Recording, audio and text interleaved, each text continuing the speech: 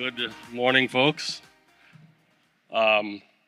This conference has really changed. I've been coming to do this talk for a few years, and now I feel like I have to up my game a little bit.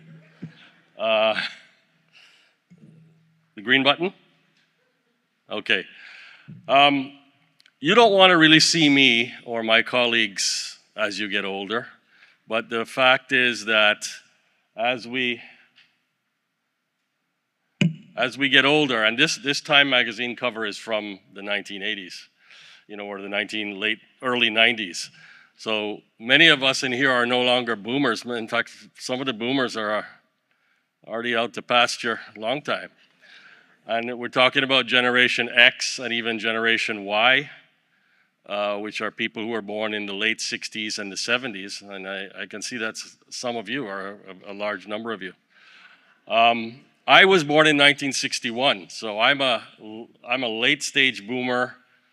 They also call it Generation Jones. I heard that the other day, which is sort of in between the people who missed the post-war euphoria of the 1950s and kind of grew up in the 70s. And I grew up in Canada after being born in Jamaica. I'm trying to explain this, okay. Now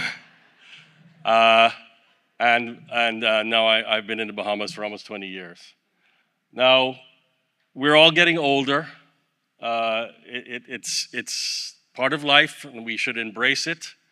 But we should be realizing that as we get older, things are going to start happening. We're going to have to pay more attention. The saying is, the older I get, the better I was. And that is true, physically. Hopefully it's not true mentally. Hopefully psychologically and mentally we're getting better. We're more experienced. We know how to conduct ourselves in the world and how to interact with others. But, maintaining your health is after the age of 50 is definitely, you need to take an active role in it. It's no longer sort of waking up and just conquering the world like you did when you were young. And we have to recognize that some of our habits that we've acquired as we were young, such as overeating perhaps, or eating the wrong things, they are going to come back to bite us. And it's better to play what we call offense rather than defense. And the Bahamas, as all of you know, is a hot spot. Unfortunately, we live in a paradise geographically, but from a health standpoint, the Bahamas is a hot spot for multiple sort of chronic illnesses. So I would like you to put up your hand if you know somebody in your family with high blood pressure. Okay, and I don't believe any of you whose hands are down. All right. What about diabetes? What about both? What about obesity? Okay. What about cancer? So look at the numbers. This is a pretty good representation of the Bahamas. And it's just, these conditions are present in the Bahamian population at a significantly higher rate than most other populations on Earth. So the Bahamas is a hypertension, diabetes, obesity world hotspot, in the top 5 of the world in those 3 chronic conditions. And obesity is, despite the fact that we want to try to normalize it, it is not, and I'm talking about significant obesity, what we call morbid obesity. This is not a benign situation, okay? It ends up that we end up having to take a lot of medications, and these flags are here because this was a scrubs that I was given by a drug company with their drug across it. And I don't like to advertise drugs for drug companies, so I covered it up with flags. But the fact is that as we get older, our chronic illness burden increases, and we're going to have to, many of us will be on multiple medications. And it is difficult to stay on these things. Other things may come up. Who here, well, nobody's going to raise their hand for this because this is not something anybody is comfortable admitting, but this is a CPAP machine, not a CFAL machine, a CPAP machine, which is used to help people sleep who have chronic obstructive sleep apnea, which is often manifests by snoring, okay? But it can damage your lungs and damage your heart in the long term. So a lot of us end up having to go on this kind of thing. And that in combination with drugs and medications we have to take and other measures we have to take to deal with our age-related symptoms makes things difficult. It presents challenges to our health. But this is one, and if anybody, I won't ask you to put up your hand, but if you smoke, this is probably the single most self-destructive behavior you can have. There is absolutely nothing defensible about cigarette smoking. It is bad in all respects. And I don't care if you tell me it helps you not eat, because if you don't smoke, you eat more. And I don't care if you tell me that it relaxes you. That's because if you smoke cigarettes, you are basically a drug addict to nicotine.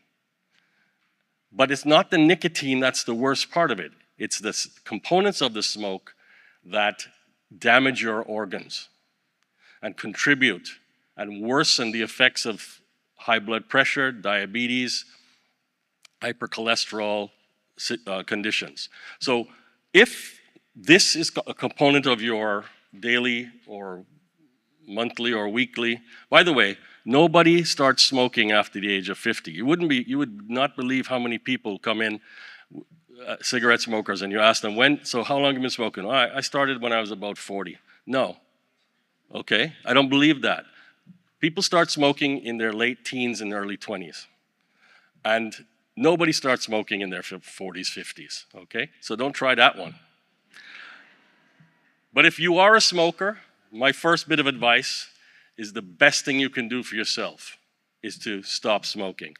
Studies have shown that if you smoke a pack of cigarettes a day, you are shortening your life by about 10 days per pack. So this is a serious thing that we don't need to be doing, and we should completely eradicate this from your life, if you can. Well, you can. Everybody can. There are ways to try to help you quit smoking, but my advice to you, if you are a smoker, this is the first thing you must stop doing if you want to enjoy your retirement years, okay? Diabetes we've mentioned how common that is. Diabetes is a complex illness. We think of it as high sugars in your blood. That's just one manifestation or aspect of diabetes. Diabetes is a pan-metabolic disease. It affects carbohydrate metabolism, fat metabolism. It affects your nerve sheath covering, so that if you have diabetes, you are more prone to develop neuropathies. Neuropathies are problems with sensation in especially your legs, your toes, your feet. You're going to have to take care of yourself by taking regular blood samples to test your sugar levels.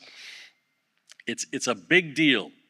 And it's also highly related to lifestyle. So when you have a body shape like this or this, anybody recognize themselves? This is an indicator for the development of diabetes and all of the problems associated with it. One of them is the neuropathy, where you can't even feel if you step on something and damage your foot, and you end up with chronic wounds on your feet that can get infected, and they don't heal well because the diabetes also affects your body's healing mechanisms. And this can start a cascade that leads eventually to amputation of your legs usually. And this is another aspect of the body that we see a lot. And although there are some things about it that are appealing, no question about it. From a health point of view, she's not doing herself any favors. And we need to address these things. This does not have to be the natural progression as you get older. First of all, I had a patient one time came in to me, "Doc, I just don't feel well, Doc. I just don't feel well. I get tired. I can't walk around. My knees hurt. My hips hurt." So I said, "Well, how much do you weigh, do you think?" Because I just weighed him. He said, "I think I weigh about 250. You weigh 350 pounds. So I weigh 200 pounds. If I was to put a bag of rocks on my back in a knapsack and walk around all day with 150 pounds of rocks on my back, what do you think would happen to my knees, my hips? Do you think I'd have a lot of energy to get up and move around fast? Do you think I'd feel tired all the time?" This is the facts. This is extra weight. Why does this happen to us? It happens to us because we are, up until very recently in history, the human race we're hunter-gatherers. And even if this was 1,000 years ago, that's recent history from an evolutionary point of view. And we were always on the brink of starvation. So you go out, you hunt, and you get a deer, and you eat good for a couple of days, and then a week goes by, and you're scrounging for mushrooms. Okay? So our bodies are designed to capture the nutrients, the fats, etc., whenever presented to itself, and store it. But in the past, we never even had time to store it because we were always on the brink of starvation. Well, that is no longer the case. We are never, basically, on the brink of starvation. But our bodies don't have a mechanism to not store that when presented with it. So we store it in our subcutaneous tissues as fat. But we also store it, and this lady has the Grim Reaper over her. We store it in places where it shouldn't be, and it leads to high blood pressure. It leads to fatty liver. It leads to problems with breathing. It leads to gallbladder disease. It leads to hormone imbalances that lead to gynecological problems and infertility. That doesn't apply to us anymore and in this age group, but it may apply to you when you were younger. Leads to joint problems, gout. Anybody in here ever had gout? I put my hand up. I had it one time. I never want to have it again. I don't want an attack of gout again. It felt like somebody was trying to prise off my toe with a knife. Okay? It's a terrible condition. All kinds of issues happen when you are obese, and we become obese because our bodies are not adapted to not storing extra calories as fat. Because that starvation, that time when you can't find the deer in the forest, that doesn't happen anymore. The forest is now the grocery store. And the deer is always there. Okay? Don't tell me about being big-boned either. All right? There's no such thing as big-boned unless you're Android the Giant or one of these people. So inside that enormous body is a normal-sized skeleton. I always tell people that. There's a little person in there struggling to get out.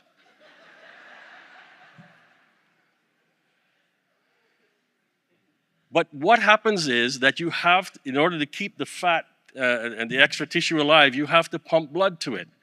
And your heart has to work. And sometimes you demand too much. And the heart struggles and you get what's known as a heart attack, which is caused by buildup of some of this material inside the blood vessels all over your body. But when it happens in your heart, it can block blood flow to the muscle and cause the part of the muscle to die. That's what a heart attack is. And the reason why that happens in those blood vessels is because our normal, we're presenting our bodies with so much extra calories and fat that it sort of overflows to other areas to be stored. And those areas are pathological. They're not good It's not good to have those lipid products being stored in your blood vessels. Causes them to become obstructed.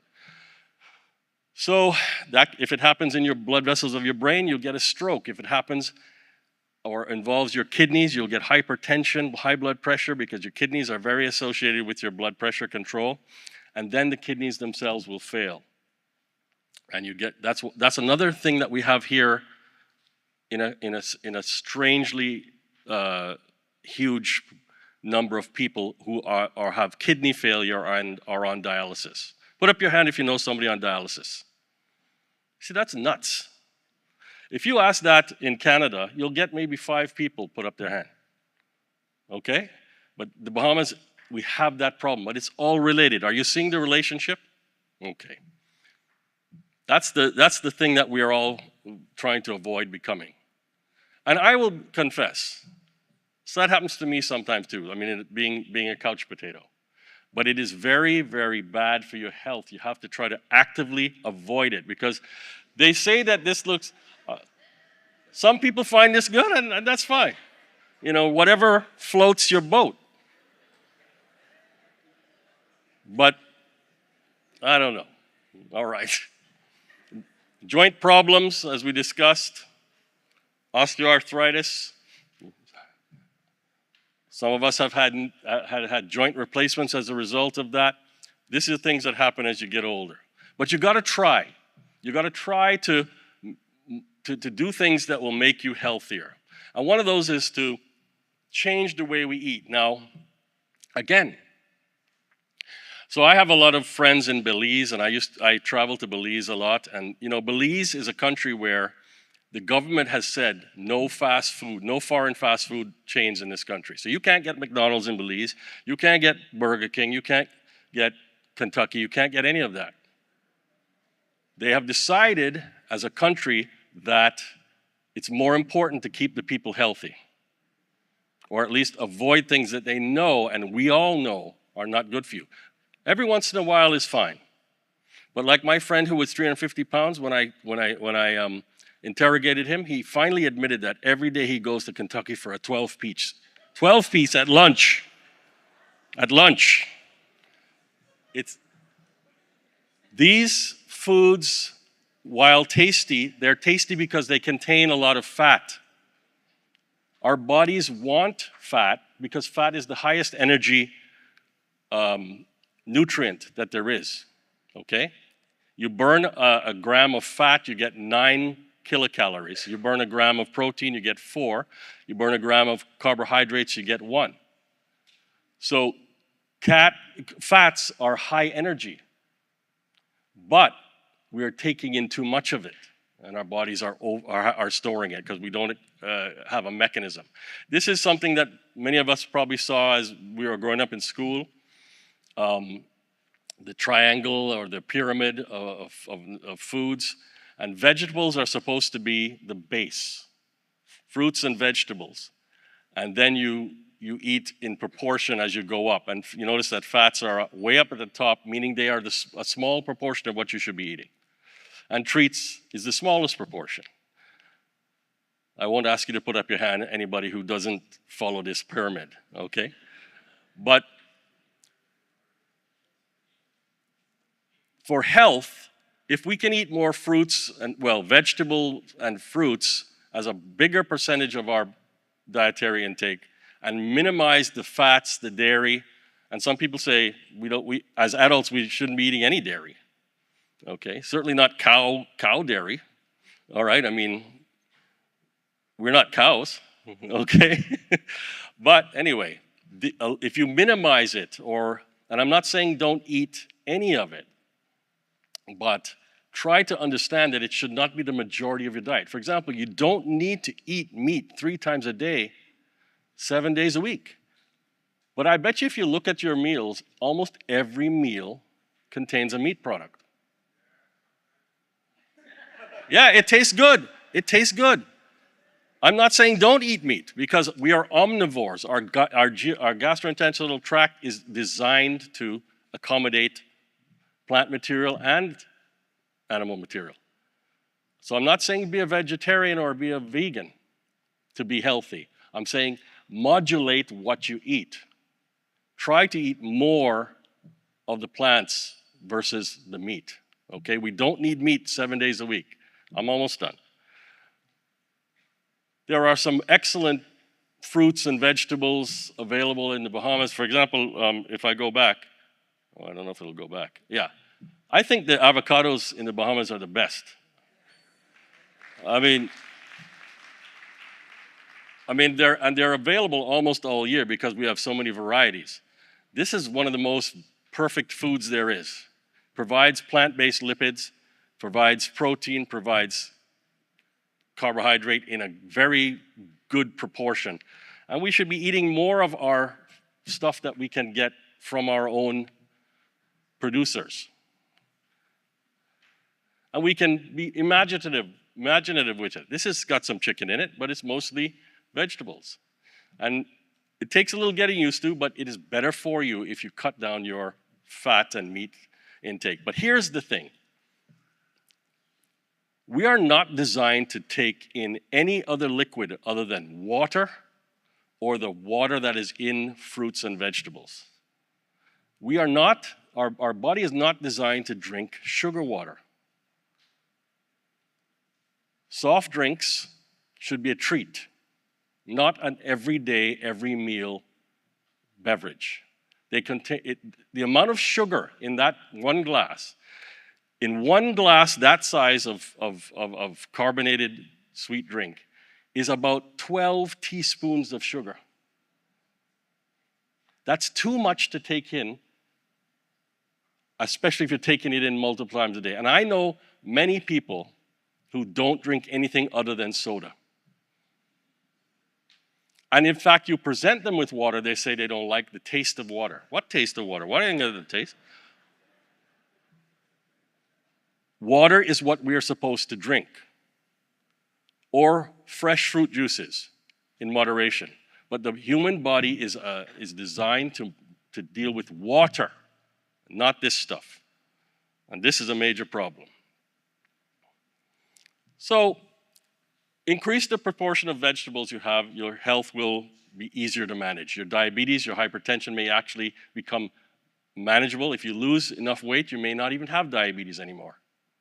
Okay? So this is one of the things that we have to do as we get older. We have to exercise as possible. So, and it doesn't have to be strenuous. I'm not saying go to the gym and become Arnold Schwarzenegger. Okay? I'm saying move. Don't sit around. Take up yoga. Take up Tai Chi. Take up walking. Have some activity. You'll be surprised. And now coming up to the last thing.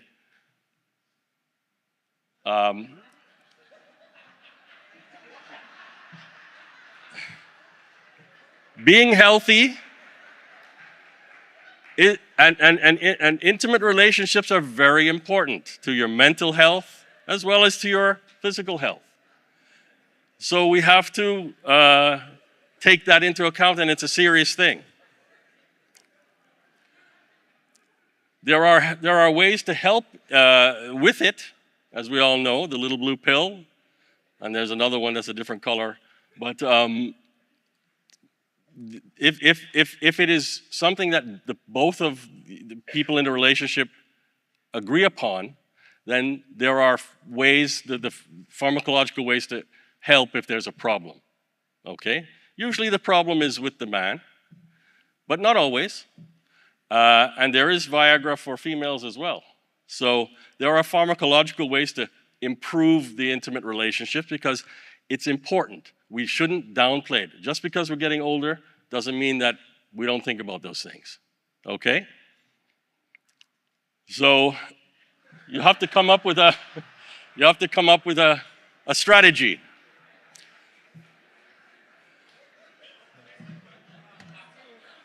Now this is a scenario that I have personally been involved with.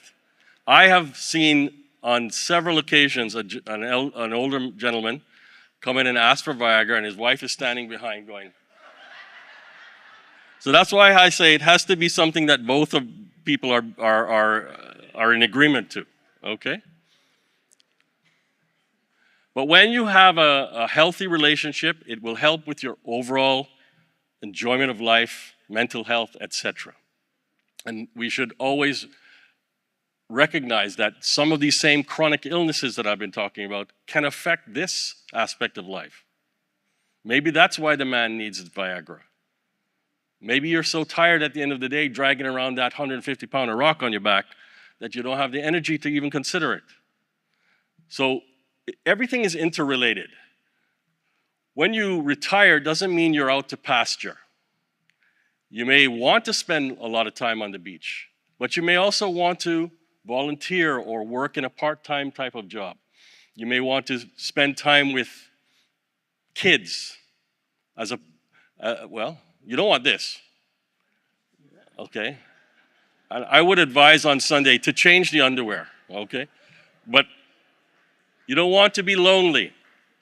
You want to interact with people. You may take on a job related to your career or unrelated to your career that gives you enjoyment. Be open to these possibilities. Don't get into a stressful situation. That's not what I'm saying. If it gives you stress after you retire, that's not productive, okay? You can do things like gardening, which is going to help you with your diet, etc. But anything that gives you that kind of relaxation and enjoyment, but may also be productive in some way, is recommended. As I said, you're spending time with kids. A lot of people, as they get older, find that spending time with kids rejuvenates them. So, in conclusion, keep calm and carry on. You may want to keep working, you may not. Watch your diet, take your medicines as recommended, visit your doctor regularly, stop the bad habits. It doesn't matter when you stop it, it's always good to stop it. So if you've been smoking for 50 years, you're still going to get some benefit from stopping now. And enjoy your retirement. Thank you.